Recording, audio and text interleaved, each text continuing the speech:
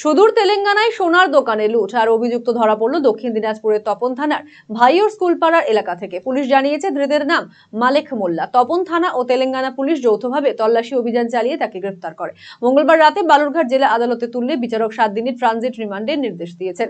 জানা গিয়েছে, গত জুলাই মাসে হায়দ্রাবাদের সুরিয়াপেট এলাকায় একটি সোনার দোকানে লুটের ঘটনা ঘটে। সেই ঘটনার তদন্তে নেমে পুলিশ মালেক মোল্লার জড়িত থাকার কথা জানতে পারে। এরপরই মোবাইলের সূত্র ধরে তেলেঙ্গানা ও তপন থানার পুলিশ যৌথ অভিযান চালিয়ে মালেকের বাড়িতে হানা দিয়ে প্রায় 500 গ্রাম সোনা ও নগদ প্রায় 87,500 টাকা উদ্ধার করে। লুটের ঘটনায় জড়িত থাকার অভিযোগে তাকে গ্রেফতার করা হয়।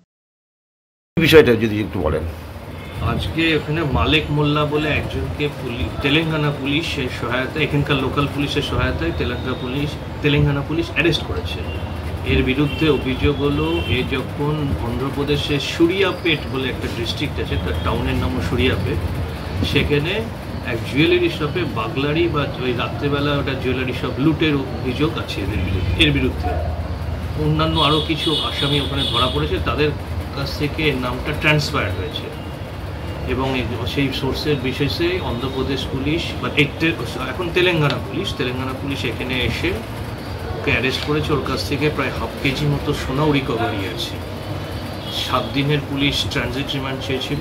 এখান থেকে প্রায় 2000 কিলোমিটার ডিস্টেন্স, সব কনসিডার করে বিচারক 7 দিনেরই ট্রানজিট রিমান্ড দিয়েছে।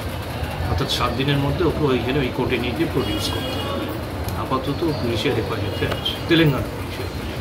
রায়গঞ্জবাসীদের জন্য সুখবর, যারা দীর্ঘদিন ধরে জয়েন্টের ব্যথা এবং হাড়ের সমস্যায় ভুগছেন তাদের জন্য রায়গঞ্জ দিশারিতে আসছেন আর.এন. টেকর হাসপাতালের জয়েন্ট রিপ্লেসমেন্টে ভারত বিখ্যাত অস্থিরোগ বিশেষজ্ঞ doctor Barun Dutta, MD, DNB।